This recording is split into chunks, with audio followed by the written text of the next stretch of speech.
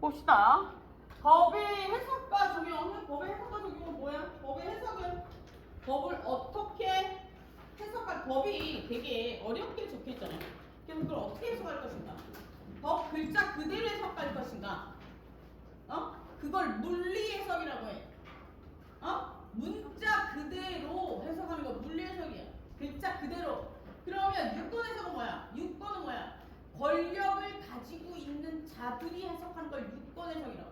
그러면 우리가 알고 있는 권력을 가진 자들은 누구야? 권력을 가진 자들은 예를 들어 국회에 뭔가 국민을 구속할 수 있는 위치에 가 있는 사람들 얘기하는 거야. 뭐 국회의원이나 판사나 검사나 이런 사람들을 공무원들 이런 사람들을 예를 들어서 권력을 가진 집단이라고. 그래서 우리는 그런 사람들이 하는 해석을 유권 해석이라고. 권력을 가진 사람들이 하는 해석. 그리고 합리 해석이라는 게 나오는데 학자들이 하는 해석. 우리가 합리 해석은 몰라도 됩니다. 합리 해석은 왜 나오냐면 법이 물리 해석으로 글자 그대로 해석으로 명확하게 나와 있지 않아서 권력을 가진 자들이 그걸 제대로 해석하지 못할 경우에 학자들이 이럴 수도 있고 저럴 수도 있다고 얘기하는 거예요. 그러니까 법이 없을 때 학자들이 해석하는 그걸 우리는 뭐 학설이라고 하잖아. 학설 책에 있는데 쭉 통틀어서 얘기하는 거야. 학설이라고 얘기하는데 그 정도 단어의 뜻만 알고 있으면 됩니다. 그러면 예를 들어 법은 어떻게 해석하는 게 가장 합리적인 거? 그치? 법은 물리 해석과 유권 해석을 하는 게 맞지. 근데 물리 해석과 유권 해석을 할 때 조건이 있어. 아까 법의 실질적 효력에서 법은 어떻게 해야 된다고 했어? 타당성이 있어야 된다고 그랬지? 그지? 문자 그대로 권력을 가진 사람들이 해석을 하되 모든 조직의 구성원들이 만족할 만한 기준을 가지고 해석해야 되는데 그걸 우리는 뭐라 그래? 공익! 공공의 이익을 바탕으로 해서 해석해야 되는 거야. 그지? 근데 그게 안 되면 뭐? 그게 안 되면 조직이 썩은 거지. 조직이 썩으면 어떻게 돼? 도려내야지. 어디를 도려내는데? 썩은 부위를 찾아서 도려내야지. 안 그래? 우리 사과 썩으면 어떻게 해? 사과를 썩으면 조금만 썩으면 그 조금만 썩은 부위를 덜어내면 되지만 많이 썩으면 어떻게 해? 사과를 새로 사야 돼. 그래서 조직이 일정으로 조금만 무너졌을 때는 그 부분을 보수하면 되는데 만약에 조직이 완전히 와해됐을 경우에는 그 조직을 허물고 새로운 조직을 만들어야 돼.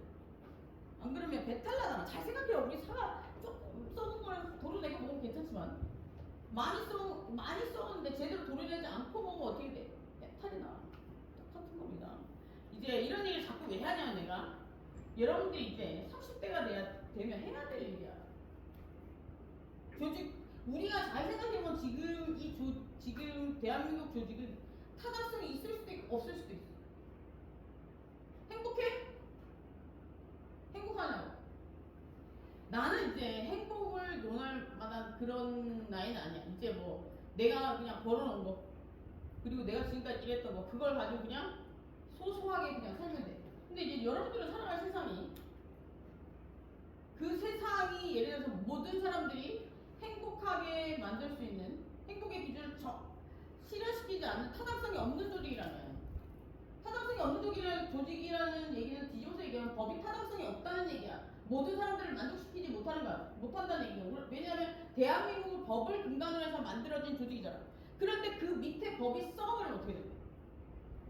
법을 만들고 집행하고 판단하는 조직이나 법 자체가 썩어버리면 조직 자체가 무너질 수 있다. 그러면 그 타격을 입을 수 있는 사람은 누구야? 구성원. 그러니까 여러분들이 잘 공부해서 잘 생각해서 30대, 40대 여러분들이 살아갈 세상이라서 조금 걱정이 돼. 어른의 한 사람으로 제대로 된 세상을 못 만들어놔서 좀 미안하긴 한데 좀 이건 내 판단이야.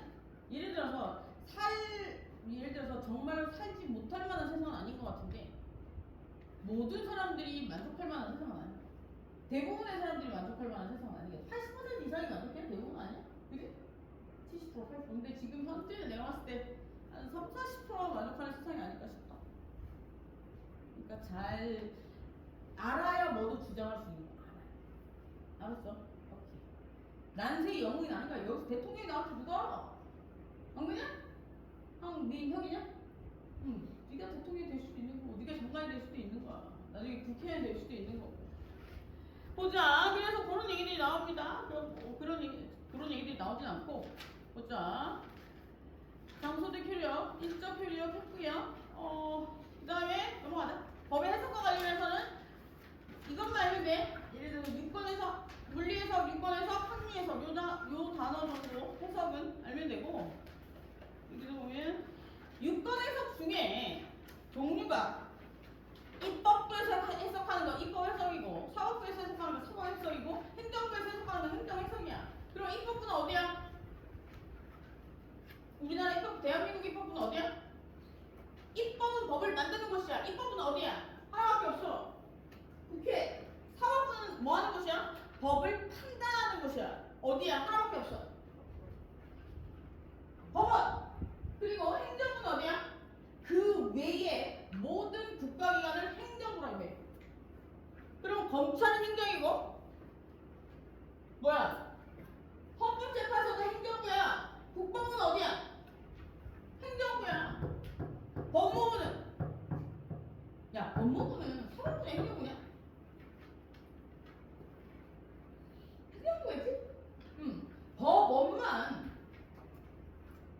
법원만. 그래서 그때 그 아주 유명한 얘기 있었잖아. 추미애 국회의원이 그랬잖아. 검찰총장이 법무부 장관에게 뭐 이렇게 뭐 한다고 했었잖아. 그러니까 그 자기가 생각했을 때 법무부 밑에 검찰이 있다라고 생각한 거죠. 근데 법무부랑 검찰이랑 이런 기관들은, 검찰은 독립된 기관이야.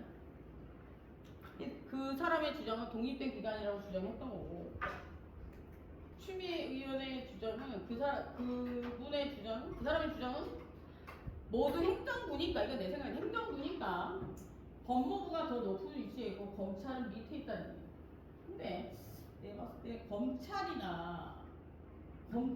왜 따로 떨어뜨려야 되냐면, 행정부인데 따로 떨어뜨려야 되냐면, 형사재판에 데리고 가는 기소권이 있잖아. 지금 기소권 어떻게 될지 모르겠지만 수사권이랑 기소권이 한 곳에 있잖아. 그지? 검찰이 기소권을 가지고 있기 때문에 형량을 결정할 수 있고, 형량을 이렇게 이야기할 수 있잖아. 이런 형이 좋겠어요 라고 데리고 갈 수가 있잖아. 그죠? 예, 그래서 그런 것 때문에 따로 떨어진 독립된 기관을 하는 게 맞다라고 얘기하는 사람도 있고, 법무부 산하 기관이라고 얘기하는 사람도 있고, 근데 법원은 아니야. 법원은 독립된 기관이 100% 맞아. 봅시다. 그래서 여기 보면 입법에서는 입법부에서 입법기관에 의한 해석을 얘기하고요. 그리고 사법해석은 사법기관, 법원에 의한 행해지는 해석을 얘기해. 법원에 의해서 행해지는 해석은 뭐야? 판결. 그지? 행정부에 의해서, 행정기관에 의한 해석은 행정관청에서 법을 집행하는 거. 예를 들어서 형이 떨어지고 나면 어떻게 잡아가잖아. 교도 행정이라고 하지 교도 사법이라고 안 하잖아. 그지? 그런 거야. 법을 집행하는 거. 넘어갑시다. 그 항리해석은 아까 전에 얘기했다시피 넘어갑시다. 항리해석, 항리해석 그게 물리해석 들어가는 거. 유권해석, 항리해석, 봅시다. 넘어갑시다. 그리고 문자 그대로 해석하는 거 항리해석에서 물리해석이라고 하고, 뭐 논리해석 이런 거 몰라도 됩니다. 우리가 학자가 될 게 아니니까 넘어갑시다. 그리고 법에서 다음으로 나오는 용어가 유추, 준용 이런 얘기들은 많이 나오거든. 그래서 보면 유추는 어떤 사항에 대해서 101페이지 보면 어떤 사항에 대해서 명문의 규정이 없는 경우에 입법 이유가 동일한 법을 찾아가지고, 법이 없대. 어떤 사건을 적용하려고 하는데 법이 없대. 그러면 그 법과 유사한 법을 찾아가지고 적용시키는 거야. 그걸 유추해석이라고 합니다. 예를 들어서 여기 보면 민법 326조에서 유치권에서는 채권의 소멸시효와 진행, 이거는 채권의 소멸시효의 진행에 영향을 미쳐. 이건 넘어갑시다. 이거는 유치권까지 다 배워야 되는 문제니까 넘어가고, 법이 없을 때 다른 법을 적용시키는 걸 유추라고 합니다. 그래서 예를 볼까? 사례 48 유추 적용. A는 공원 산책할 때 애완견을 기르고 있는 세퍼트 천하무적과 함께 다녔는데, 여기서 그 개요로 인해서 주변 사람들이 겁에 질리거나 아무데서나 변을 놓서 지저분하게 되자 보호관리에서 이 개를 데려올 수 없음이라고 공고했어요. 그러나 이는 이제 개가 아닌 말을 끌고 들어와서 개가 아닌 말은 무슨 상관인데 라고 얘기했을 때 어떻게 하는 거야? 예를 들어 개에 대한 규정이 없다면 있고 말에 대한 규정이 없다면 그 말이나 개나 비슷한 거 아니야? 그지? 그래서 비슷한 경우에는 비슷한 시기를 가진 규정을 적용시킬 수 있다는 게 유추적용이에요. 유추적. 근데 유추적용은 웬만하면 안 하기 좋아. 법에서. 그리고 다음에 나오는 게 준용인데 준용은 예를 들어서 예를 들어 준용이라고 하면 각 경우에 일일이 규정하는 것이 번잡할 중복되는 내용들이 있을 수가 있잖아요. 예를 들어서 위에 내용 위에 뭐뭐뭐 나와 있어서 밑에 또 뭐뭐뭐 반복이 돼. 그럼 어떻게 하냐면 위에 몇 조를 준용한다라고 얘기합니다. 그러니까 그 위에 걸 그대로 한다 이렇게 얘기하면 돼요. 그 얘기고요. 그리고 넘어가서 법에서 선의하기는 뭐냐면 이런 거예요. 예를 들어서 선의는 착하다는 얘기가 아니고 몰랐다는 거예요. 악의는 뭐라면 알았다는 겁니다. 그래서 선의하기 이런 개념들이 좀 나오고요. 이런 거지. 예를 들어서 내가 어떤 A랑 B가 결혼을 했는데 선의하기 보면 A랑 B가 결혼했어. 이 여자고 이가 남자야. 근데 얘들이 경제적인 거에 막 시달렸어. 그래서 얘가 보험 사기를 치고 도망갔어. 그러면 얘가 이제 뭐 실종됐어. 실종으로 숨어버렸어. 그럼 우리나라는 실종이 기간이 길어지면 사망으로 간주해서 보험료도 탈 수 있고 상속도 받을 수 있고 이렇거든요. 민법상 권리만 살아서. 그래? 민법상 권리만 살았죠. 그러면 우리 보험료를 받을 수가 있어. 몸을 탔어. 몸을 탔는데 얘는 이미 죽은 애잖아. 실종 일정 기간 지나면 사망으로 된단 말이야. 그러면 이 여자가 C라는 남자랑 결혼했어. 그러면 얘가 죽었기 때문에 혼인관계는 혼인계약 끝난 거잖아. 그치? 혼인은 없어졌어. 그러면 얘랑 결혼할 수 있지? 근데 어느 날 얘가 돈을 A가 제대로 늘 잘 보내줬으면 되는데 돈을 안 보내주니까 얘가 너무 열받아가지고 산에 숨어있다 나왔어. 그럼 여기서 나오면 지금 이 여자는 두 사람하고 결혼한 거잖아. 우리나라는 중혼이 금지돼 있어. 중혼이라는 건 뭐냐면 혼인을 얘랑도 하고 얘랑도 하고 이게 안 된다고. 혼인이 끝나고 나서 또 해야 돼. 그지? 그럼 중혼이면 얘는 어떻게 된 거야? 얘는 어떻게 돼? 얘는 그래서 이거는 얘가 이 상황을 알고 있었느냐 없었느냐에 따라서 달라질 수 있는 거야. 예를 들어 얘가 진짜 실제로 실종된 사망된 걸로 알고 있었다면 그렇게 알고 있었다면 이건 선이잖아. 그치? 얘가 사기친 사항을 쟤는 몰랐던 거잖아. 그렇기 때문에 얘는 이 혼인은 유효해. 네, 알겠죠? 그러면 만약에 얘가 이 모든 상황을 다 알고 있었다면 아니야. 그러면 이 혼인은 중혼으로 혼인 자체가 없어지는 거죠. 그런데 여기서 선의의 경우에는 무슨 문제가 생기냐면 얘가 나를 속여서 결혼한 거잖아. 그지? 그렇기 때문에 얘가 선택하는 거야. 혼인 무효 소송을 하든지 혼인 취소 소송을 하든지 그지? 알겠죠? 이혼을 하든지 이건 자기가 선택하는 거야. 선택을 하는데 아니 그냥 살던지. 이 사람은 선택의 권한이 없지. 얘 때문에 없어. 그럼 얘는 어떻게 해야 돼? 얘한테 유죄를 처벌해야 되겠지? 얘한테 뭘 할 수 있어? 얘는 지금 저렇게 되면 나는 그대로 징역 갈 거야. 징역 가고 혼인을 그대로 원상 법익시키면 넌 간통을 한 거잖아. 그치? 나와의 관계를 계속해서 유지해야 되는데 그게 아니고 다른 사람과의 관계를 유지했다면 이 사람과 이 둘 사이의 문제는 별개고 얘 둘 사이에도 문제가 생길 수 있어. 그러니까 이 여자는 소송을 2개 당할 수 있어. 그러니까 얘는 혼인을 유지할 수 있느냐 없느냐는 지가 알아서 판단하는 거야. 근데 이런 애를 살아서 이런 일이 실제로 많이 있습니다. 저런 경우가 발생하면 무조건 혼인을 엎어야 돼. 그래서 혼인을 엎는데 두 가지가 있는데 혼인 무효 소송은 뭐냐면 처음부터 완전히 없었던 일이 되는 거야. 이건 무슨 얘기냐면 혼인 무효라기 때문에 혼인 자체가 성립하는 게 아니기 때문에 재산 분할이 안 돼. 무슨 알겠죠? 근데 혼인 취소는 뭐냐면 문제가 발생한 시점부터 없었던 일이 되기 때문에 재산 분할이 돼. 그런데 이혼하고 차이점은 뭐냐면 혼인 무효 소송이랑 혼인 취소 소송은 흔적을 지워. 알죠? 근데 이혼은 흔적이 내가 예전에 결혼 생활을 했었다는 흔적이 남는 거야. 그래서 대부분의 경우에는 혼인 무효 소송은 어떤 경우에 많이 하냐면 스토커가 네 몰래 다른 사람 몇 명 데리고 가서 혼인신고한 거야. 그럼 넌 몰랐잖아. 혼인의 의사도 없고 아무것도 없었는데 결혼한 거잖아. 그러니까 이거 혼인 무효 소송을 많이 하고 없었던 일 없는 거고. 예를 들어 너랑 미안해. 너랑 결혼했는데 만약에 얘가 날 아주 결벽한 혼인을 유지할 수 없는 내가 그걸 만약에 알았더라면 절대로 결혼하지 않았을 만한 사연이 생겼어. 이런 사연. 그러면 난 얘한테 그래 나 실질적으로 혼인의 의사가 있었는데 네 때문에 엎어진 거니까 혼인은 없었던 일을 해. 하지만 혼인 생활 자체는 그대로 있었던 거니까 재산 분할을 해. 위자료는 줘. 이렇게 되는 거야. 그래서 혼인을 깰 수 있는 건 세 가지야.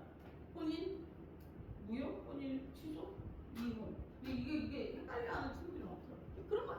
봅시다. 그래서 선이야기를 그런 거고 제3자는 뭐냐면 법률행위의 당사자가 아니고 다른 사람, 옆에 있었던 사람, 제3자. 예를 들어서 A와 B 사이에 무슨 납품계약을 했었는데 납품계약을 했었는데 얘가 예를 들어서 타이어 납품계약을 얘가 이제 타이어 회사 사장이야. 여기에 자동차를 만드는 애야. 그러면 얘가 이제 타이어를 받아가지고 자동차를 조립해서 C라는 소비자한테 팔아야 돼. 그러면 이 거래관계에서 제3자가 누구야? 얘야. 그지? 그럼 이 거래관계에서 제3자가 누구야? 얘. 그러니까 관계는 엮여 있는데 직접적으로 그 행위와 관련된 사람은 아니고 옆에 있는 사람. 오케이. 그런 겁니다. 제3자는 법률행위 당사자 이외의 모든 사람들을 제3자라고 합니다. 그리고 대항하지 못한다는 얘기는 뭐냐면 제3자에게 대항하지 못한다는 문장이 많이 나오는데 대항하지 못한다는 뜻은 법률행위 당사자에게 효력을 주장하지 못한다는 이야기죠. 뭐 예를 들어서 이해가 나오니까 넘어갑시다. 효력을 주장하지 못한다는 얘기죠. 그리고 넘겨서 법의 적용과 관련해서 여기 밑에 박스 있지? 104쪽에 밑에 박스 요거만 보면 될 것 같아. 법의 적용 사건이 발생해야 돼. 일정 사건이 발생하면 그 사건과 관련된 사실관계를 확인해야 됩니다. 그리고 사실관계를 확인하는 게 우리는 뭐라 그래? 수사를 그지? 아니면 뭐 민사사건 같은 경우에는 예를 들어서 뭐 이렇게 계약 이행을 안 했다든지 뭐 물건이 안 왔다든지 뭐 이런 것들을 사실관계를 확인해야 돼. 그리고 어떤 법을 적용시키는 게 맞을지를 생각해야 되겠지? 이게 수사 단계까지야. 그리고 넘어가서 법의 해석은 어디서 하는 거야? 수사 단계. 예를 들어 수사 단계는 어디서 하는 거야? 경찰이랑 검찰이 가지 수사. 그리고 법의 해석부터 법의 해석에 들어가는 게 검찰이 기소하는 부분부터 법의 해석이야. 그게 알겠죠? 그러니까 검찰은 예를 들어서 법의 발견이랑 수사랑 기소를 함께 하고 있어도 문제가 된다고 얘기하는 거야. 근데 난 어느 게 맞는지 잘 모르겠어.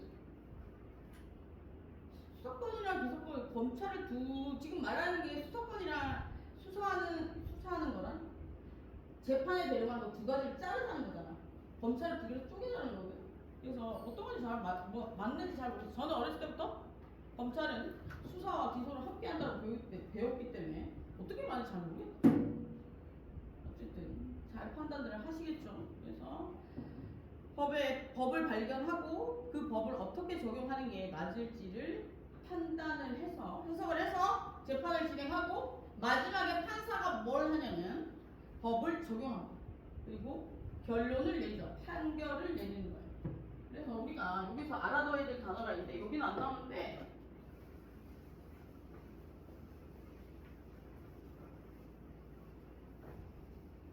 여기 나오나?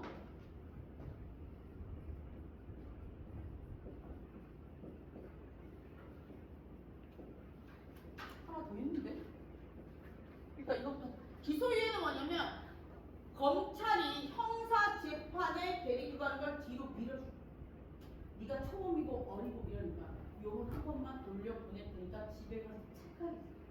근데 그 기간 동안 만약에 또 다른 범죄를 저질러서 오면 그 기소를 뒤로 미뤄줬던 그것까지 어떻게 하는 거야? 싸잡아서 처벌하는 거야. 오케이? 그리고 집행유예는 뭐냐면 판결이 이미 났어. 판결이 났어. 이걸 판결 나기 전이야, 그치? 형사재판에 데리고 가는 거.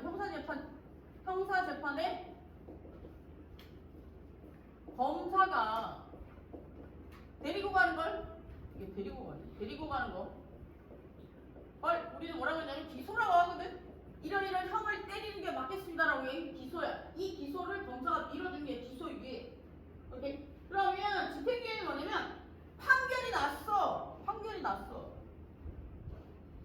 났는데 이걸 집행을 교도소에 가는 걸 밀어준대. 그러면 2년 판결에 집행유예 3년이면 교도소 가는 거야, 안 가는 거야? 징역 2년에 집행유예 3년이야. 그래서 가, 안 가? 안 가는 거야. 그래, 알겠죠? 그럼 3년 동안 아무 죄도 안 저지르면 어떻게 되는 거야? 조용히 있으면 2년의 형은 없어졌는데 안 가는 거야. 그래, 알겠죠? 그래서 기소유예, 집행유예 하나 더 있는데? 선고유예. 중간에 선고. 선고유예는 뭐냐면 형사가 기소를 데리고 왔어. 형사가 데리고 왔는데 판사가 왔을 때 얘를 선고를 내리기엔 조금 그래. 그러니까 그걸 뒤로 밀어주는 거 선고유예요. 그래서 이거는 검사가 아니고 이 두 개는 판사가 하는 겁니다. 단어들이 조금 헷갈릴 것 같아서 뒤에 여기 나오는지 안 나오는지 모르겠는데 나오면 아마 어딘가에 나올 거야. 나오면 그때 다시 보도록 하고 저런 단어들이 있다는 거 알고 계세요. 그리고 이제 백크페이지에 보면 법 적용과 관련된 부분이 나오는데 법 적용의 순서는 제일 먼저 적용되는 법이 뭐야? 헌법. 그리고 법률, 명령이에요. 이 얘기는 쉽게 이야기하면 헌법이 제일 힘이 세다는 거지. 기본권을 실현시키기 위해서 헌법에서 이야기하는 기본권을 실현시키기 위해서 뭐가 있는 거야? 밑에 법률들이 있는 거잖아. 헌법에서 얘기하는 재산권, 기본권 중에 재산권을 실현시키기 위해서 민법에서 뭐가 있어? 소유권 뭐 이런 것들이 있는 거야. 그리고 형법에서는 절도죄 이런 것들이 있는 거야. 그죠? 그래서 누가 더 힘이 센 거야 그러면? 헌법이 더 힘센 거야. 그지? 밑에 절도죄만 얘기할게요. 절도죄는 헌법에서 얘기하는 재산권 규정을 실현실질적으로 실현시키기 위해서 존재하는 규정이에요. 그러면 이 절도죄가 예를 들어 헌법에서 얘기하는 여러 가지 기본권을 침해한다면, 그래서 헌법의 정신에 위배된다면 그 절도죄 규정은 사라져요. 이해됐어요? 그 얘기야. 그래서 그걸 위헌 법률 심판을 통해서 없애요. 그건 누가 할 수 있어? 국회의원도 할 수 있고요. 우리도 할 수 있어. 우리가 직접적으로 헌법재판소에 신청을 해서 이거 판단해 달라고 하면 위헌 법률 심판이고, 예를 들어 국회에서 이 법은 국민에게 불리하게 국민의 기본권을 침해하는 법이라고 해서 없애자고 해서 자기들끼리 투표해서 없앨 수도 있다고. 국회의원들이 해야 될 일은 그런 거야. 모든 국민이, 모든 구성원이 행복해질 수 있는 기준을 만들어주는 게 국회에서 할 일이야. 아니야? 그러라고 우리가 권리를 넘겨준 거다. 혹시 여기서 보니까 작년에 있던데 부모님 중에 그런 일들을 하시는 분이 있다면 꼭 얘기를 전해줘. 알았어? 행복의 기준을 실현시키겠다 약속하고 간 거잖아. 내 친구도 가는데 심한 거 아니냐? 가면 마음이 바뀌어. 그러면 안 됩니다. 초지일관. 우리가 가난할 때를 생각해야 돼. 그지? 부자가 되면 언제를 잊어먹으면 안 돼. 가난할 때를 잊어먹으면 안 돼. 네가 지금 여자친구 그러니까 있었어? 미안해. 왜 연필을 왜 넣는 거야? 나는 너 같은 스타일 좋아하지만 합리적인 기준으로 봤을 때 타당성 있게 판단했을 때 모든 여성이 좋아하는 스타일은 아니잖아. 그지? 그래. 왜 얼굴이 빨개지지? 인정하는 거야? 근데 예를 들어서 너에게 좋은 여자친구가 생겼어. 그럼 너는 어떤 생각을 해? 내가 여자친구가 없어서 늘 외로웠을 때를 생각하니까 사람은 옛날을 잘 기억해야 된다. 그건 얘기인지 알겠죠? 그러면 늘 지금 이 순간이 만족스러워. 그걸 까먹는 순간 거야. 불행이 지는 거야. 그리고 이제 명령은 누가 만든다고 그랬어? 행정부에서 만든다고 그랬어. 행정부는 법을 집행하는 109페이지에 보면 중간에 두 번째 알려 있습니다. 법률은 국회로 만들지만 명령은 행정부에서 만드는데 행정부는 두 가지 분류해서 만드는데 첫 번째 대통령이 만드는 것 무슨 명령 이렇게 얘기하고 각 부의 장관이 그 부에 필요한 법들을 만들면 부령이나 시행 규칙이라고 한대. 그러면 생길 것 같다 여러분. 왠지 옆에 내가 소개시켜줘. 군대 가기 전에 소개시켜줘. 알았지? 그리고 조례는 뭐냐면 조례는 뭐라고 그랬어요?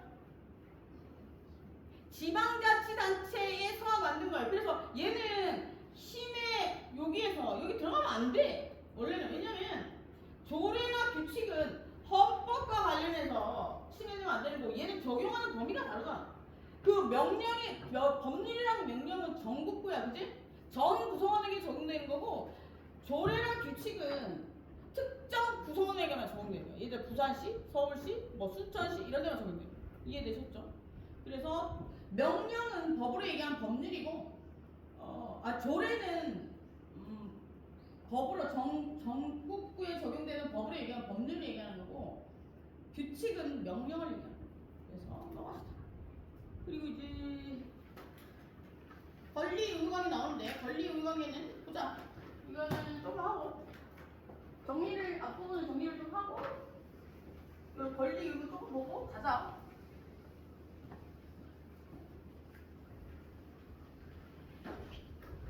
자, 그리고 카톡방에 다 들어와 있지?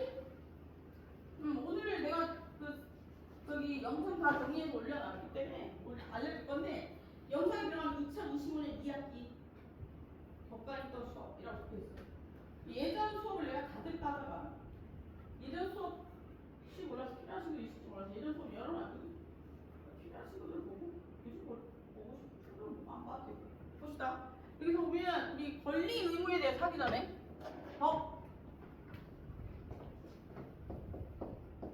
법이 있어야 권리 의무가 나오는데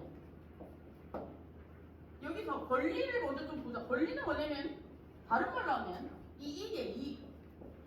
권리는 다른 말로 이익인데 그렇게 하면 안 되고 이익은 저번에 뭐 말했는데 법으로 보호되는 이익이 있고 그리고 법으로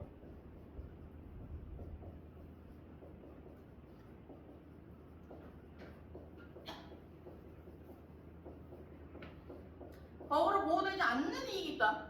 그럼 여기서 법으로 보호되는 이익을 우리는 다른 말로 뭐라고 그러냐면 권리라고. 법으로 보호된다는 얘기는 뭐냐? 우리가 뭔가를 얻는다는 얘기는 얻었을 때, 만약 잊어버렸을 때 찾을 수 있다는 얘기는 법으로 보호된다는 얘기죠. 법으로 보호된다는 얘기는 대가를 지불했다는 거야. 그래서 법으로 보호된 이익은 법에서 얘기하는 의무를 행할 때 주어진 예를 들어서 우리가 좀 가장 쉬운 예로 1층, 2층, 3층이야. 2층에서 와이파이를 달았어. 그럼 우리 다 락을 걸어놓잖아. 비번을 걸어놓잖아. 근데 어느 날 얘가 비번을 안 걸었어요. 그럼 우리 1층에 있네, 3층에 있네 잡을 수 있지. 그지? 잡을 수 있어. 그래서 썼어.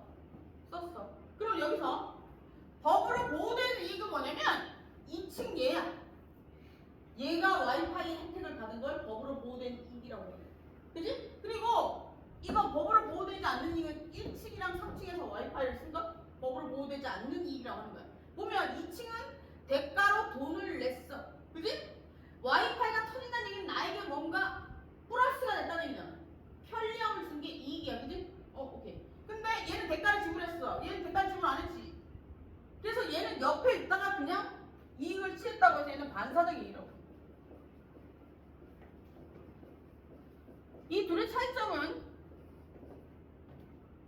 얘는 잃어버리면 찾을 수 있어요. 찾을 수 있다는 얘기는 뭐냐면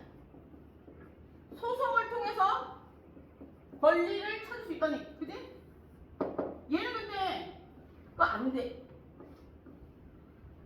왜냐면 권리가 아니니까. 그래서 원래는 권리를 법으로 보호되는 이익을 권리라고 한다 이렇게 얘기해 주는데 그런 설명이 없이 조금 헷갈리니까. 그래서 권리는 첫 번째 대가를 지불해야 돼.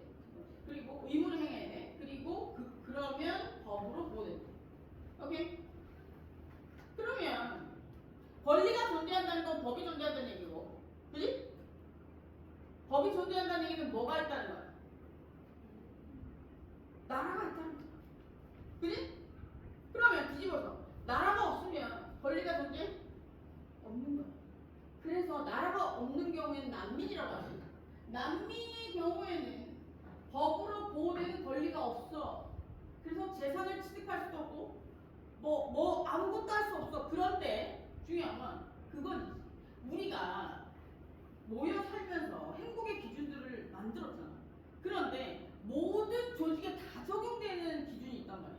그건 그 사람에게도 적용시켜줘. 그냥 알죠?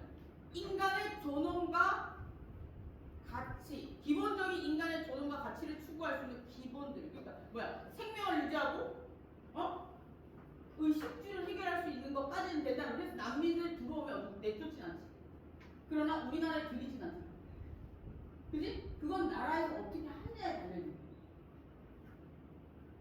그런가요? 그래서 우리가 법이 있다는 건 조직이 있다는 거고 국가가 있다는 겁니다. 국가가 있어야 되고 법이 있고 권리가 있으면 의무를 행해야지 권리가 생길 거야. 그러면 여기서 권리와 의무는 두 가지 종류가 있는데 일반적인 권리와 의무.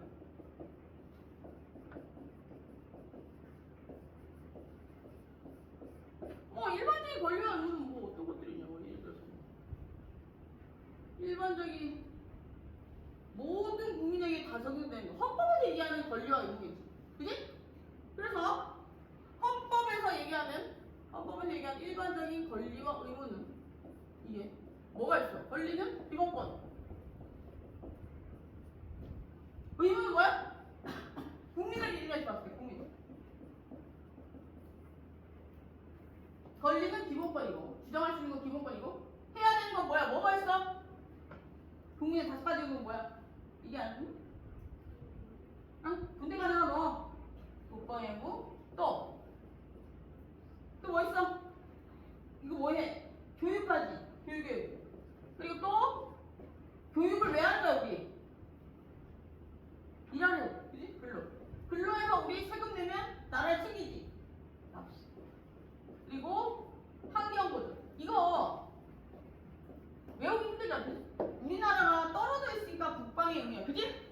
그럼 조직이 운영되려면 뭐가 있어야 돼? 뭐가 있어야 돼? 나라가 운영되려면 뭐가 있어야 돼? 그렇지, 돈. 그럼 그 돈을 받으려면 국민이 어떻게 돼야 돼? 일을 해야 돼. 그지? 그래서 일을 할 때 가장 합리적으로 조직원들을 잘 꾸리려면 뭐를 해야 될까? 국가에서. 한 그릇 떼줘야 되잖아. 그래서 의무가 있는 거 아니야? 그냥 맞잖아. 대학교 돈 냈지? 중고등학교 돈 냈어? 초등학교, 중고등학교 돈 안 냈잖아. 거기까지는 배워야 대한민국 구성원으로서 합리적인 역할을 해서 돈을 잘 벌어서 세금을 낼 수 있는 거야. 한글을 모르는 사람이 뭘 할 수 있겠니? 그지? 셈이 안 되는 사람이 뭘 할 수 있겠어? 그지? 그래서 이건 내 생각. 그렇게 어렵다는 거야. 그러면 이제 환경부전의 요즘 생겼는데 환경부전의 이유는 지금 지구가 죽어가고 있지? 지구가 죽으면 끝이야 그냥 우리. 여기서 그냥 별이 막 터지고 어떻게 되는 거야? 화산이 계속 폭발하는 이유가 뭐야? 생각해봤거든? 화산이 왜 자꾸 폭발하냐? 폭발할 때가 돼서? 왜 폭발하는 것 같아? 지구가 없니? 내가 생각해봤거든? 예전에는 화산 폭발에 대한 이야기들이 많이 없었어. 그치? 요즘엔 많이 생겨. 그치? 근데 그게 이제 화산이 폭발하는 주기에 따라서 된다고 하는데 또 다르게 생각하면 지구가 자꾸 뜨거워지니까 안을 자극하고 그러면 안을 자극한다는 이게 지구 자체를 자극하면 빙하 같은 게 녹으면 물이 많이 생기면 안을 딱 뜨겁게 해서 얘가 올라올 수 있어요. 첫 번째. 두 번째 이게 내는 거야. 두 번째는 물이 녹으면 예를 들어서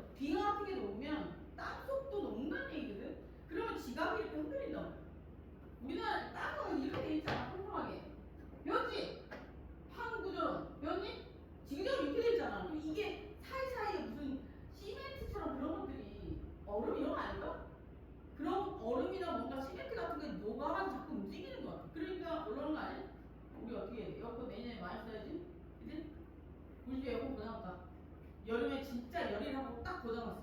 엊그제 너무 습해가 틀었더니 18도에 맞춰놨는데 전혀 시원하지 않아. 그 대박 바람밖에 안 나. 에어컨 새로 사야 돼. 어쨌든 그 정도로 지난 여름 더웠다는 거. 오랜 기간 썼던 에어컨인데 요번 여름 그냥 고장났어. 매일 틀어. 눈 뜨면 틀었어. 그리고 추우면 살짝 껐다가 또 틀어. 그러니까 우리는 환경을 보존해야 됩니다. 그러면 권리 의무는 개별적인 사안에서 권리 의무도 있어. 뭐야? 예를 들어서 우리가 뭔가 예를 들어서 물건을 산다든지 아니면 아파트를 산다든지 그러면 우리 둘 사이에 권리 의무 관계가 생길 수 있잖아. 그지? 특정의 대상으로 해서 생기는 게 개별적인 권리 의무 관계. 그럼 이건 일반적인 거고.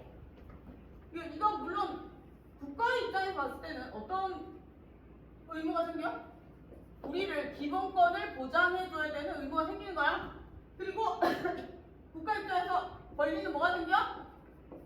국민에게 이런 것들을 해달라고 할 수 있는 의무가 생기는 거야. 권리 의무는 둘이 크로스. 이제 알겠지? 그리고 개별적인 사안에서는 뭐냐면 개별적으로 뭔가 행위를 할 때 상대방에게만 적용되는 권리 의무야. 이해됐어요? 예를 들어 내가 이 아파트를 얘한테 팔아. 그러면 얘한테 뭘 요구할 수 있어? 돈. 얘한테 요구할 수 있는 거 아니잖아. 그치? 그 행위를 하는 당사자에게만 요구할 수 있는 게 개별적인 권리 의무 관계. 이걸 뒤에 가면 물권계약, 채권계약 이런 거 배울 거야. 물권계약은 뭐냐면 내가 내 권리를 넘겨주면서 그 기록을 남기는 게 물권계약이야. 근데 채권계약은 뭐냐면 내가 얘한테 커피를 사러 가서 내 권리와 의무를 다하고 그 사라지는 게 채권계약. 다르거든? 얘가 나와야 돼. 그래서 여기까지 알고 이걸 이제 실행할 때 공적인 거냐 사적인 거냐 이런 거 좀 다르거든? 공적인 권리, 공적인 의무, 사적인 권리, 사적인 의무가 나온단 말이야? 그럼 다음 시간에 여기까지만. 너 왜 자니? 졸렸어? 자, 그래서 조금 어려